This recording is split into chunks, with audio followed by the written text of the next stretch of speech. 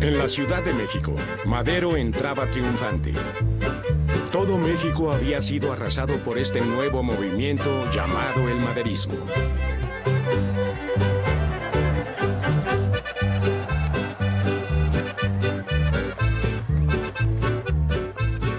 La revolución de 1910 en esta primera etapa es una revolución de personas formales, personas decentes. Entonces, el hecho de que un líder fuera reconocido en todas partes como bandolero le pesaba mucho a Madero, y prácticamente Madero hace a un lado a Villa.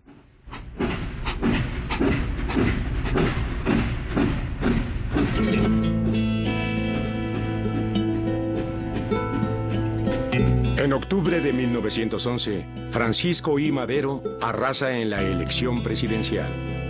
Había una sensación de tranquilidad en todo México, pero este periodo de paz duraría muy poco. Casi desde el inicio, la toma de la presidencia de Madero fue débil. Tenía el apoyo de Villa, pero perdía el respaldo de uno de sus primeros aliados, el general Pascual Orozco. Madero quería que se reformara el sistema político sin una revolución. Y cuando la revolución triunfa, él pone límites muy claros. Él no quiere desmantelar todo el sistema.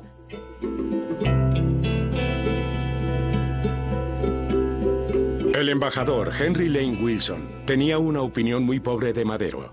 Él creía que no era el hombre correcto para gobernar México. Wilson se veía a sí mismo como un árbitro de la política en México. Así empezó su propia campaña para minar la autoridad del presidente mexicano.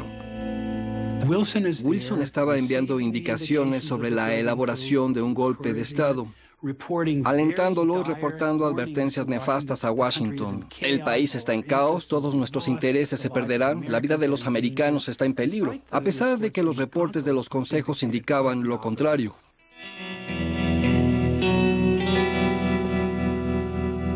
Para Zapata, era claro que con Madero no había futuro para la reforma agraria.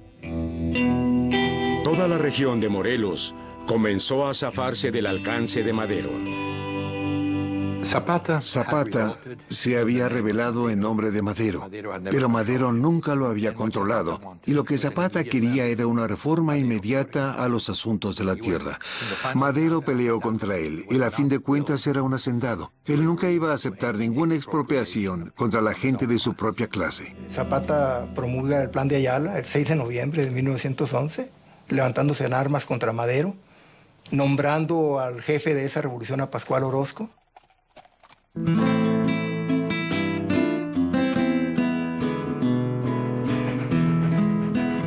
Cuando Emiliano Zapata y Pascual Orozco unieron fuerzas, representaron una seria amenaza contra Madero. Orozco había sido aliado de Madero al principio y había sido dejado de lado porque el general había desobedecido las órdenes del presidente en la batalla de Juárez. Pero la forma en que Madero trató a Orozco le costaría al presidente más de lo que hubiera podido imaginar.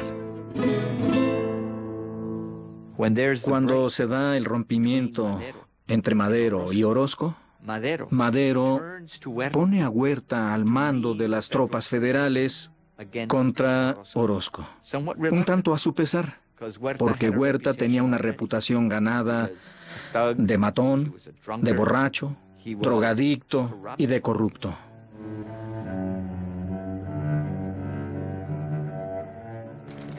Huerta fue tras Orozco con completa impunidad para aplastar la rebelión de Orozco,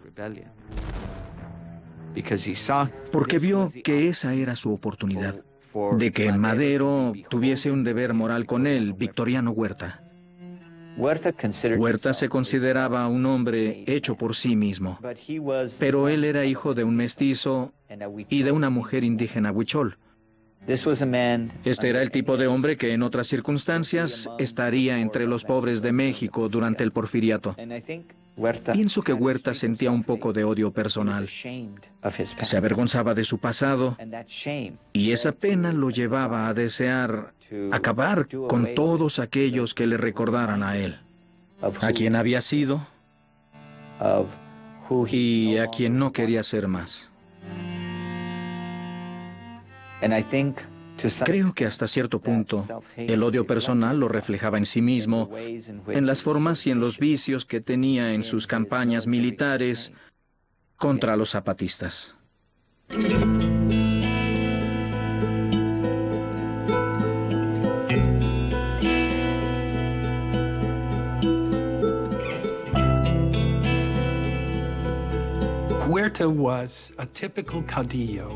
Huerta era el típico líder, el hombre a caballo de la política latinoamericana, y Henry Lane Wilson lo vio más adecuado que a Madero. El embajador Wilson mantuvo la presión. Argumentaba que si quitaban a Madero, los intereses norteamericanos estarían protegidos. El embajador estuvo aún más cerca de Huerta, y el complot para eliminar a Madero tomó forma. A principios de 1913, las condiciones están ya perfectamente dadas para que Victoriano Huerta, junto con un grupo de militares porfiristas, decida ejecutar al presidente Francisco I. Madero y al vicepresidente José María Pino Suárez. El 18 de febrero, el presidente Madero y el vicepresidente Pino Suárez fueron arrestados en el golpe maestro arreglado por Huerta con la bendición del embajador Wilson. La esposa de Madero fue a ver a Wilson y le rogó que interviniera para salvar la vida de su marido. Él le dijo: "La caída de tu marido se debe al hecho de que nunca quiso consultarme". Los hombres de Huerta advirtieron al guardia de la prisión que podía haber un intento de fuga de criminales peligrosos. La noche del 22 de febrero, justo afuera de las paredes de la cárcel de Lecumberri, Madero y Pino Suárez fueron asesinados.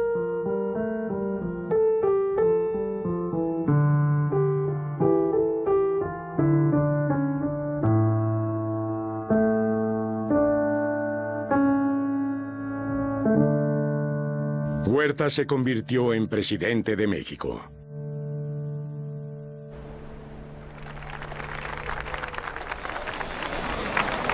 El 4 de marzo de 1913, Woodrow Wilson se convirtió en presidente de Estados Unidos. Mandó llamar a Henry Lane Wilson a Washington y lo despidió del cargo de embajador de México. La administración de Wilson se negó a aceptar el régimen de Huerta y comenzó a brindar su apoyo a la nueva alianza de generales revolucionarios: Carranza, Obregón y Francisco Villa.